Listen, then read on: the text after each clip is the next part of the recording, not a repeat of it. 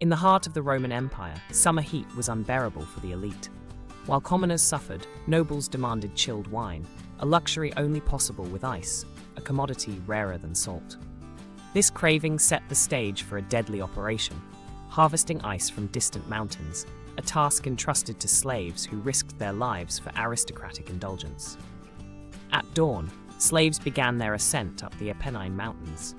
With rudimentary tools and no safety measures, they scaled icy cliffs where one misstep meant death. Avalanches were a constant threat, and the thin air made every breath a struggle. Yet, failure was not an option. Roman masters showed no mercy to those who returned empty-handed. Using bronze axes, slaves carved blocks of ice under the watchful eyes of overseers. The sound of cracking ice echoed through the mountains. A single wrong strike could trigger a deadly collapse. Many lost fingers to frostbite, their blood staining the pristine snow. Each block represented hours of back-breaking labor and unimaginable risk.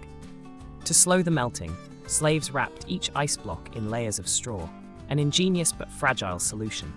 The straw acted as insulation, but it required constant rewrapping during transport.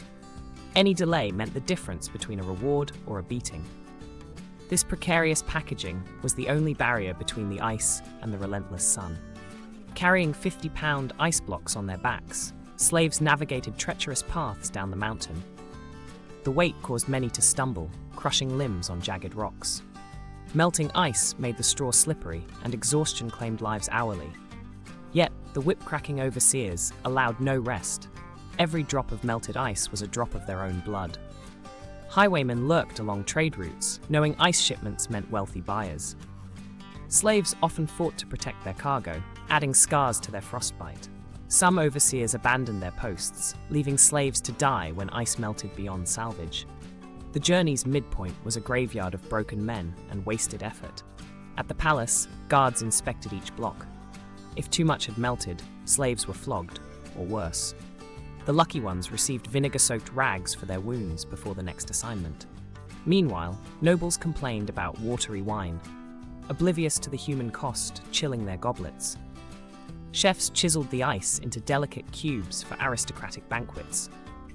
As slaves collapsed in the servants' quarters, patricians marveled at modern ingenuity. The emperor himself boasted of Rome's superiority, never acknowledging that his refreshments were delivered on a river of slave blood and suffering. Before dawn, surviving slaves were roused for another expedition. The mountains claimed more lives each year, but replacements were always found. Rome's insatiable appetite for luxury turned human lives into disposable tools. Those who questioned this system vanished, just another melted ice block in history's ledger. Today, we take refrigeration for granted, but its convenience was built on ancient suffering. That ice in your drink? It once cost lives.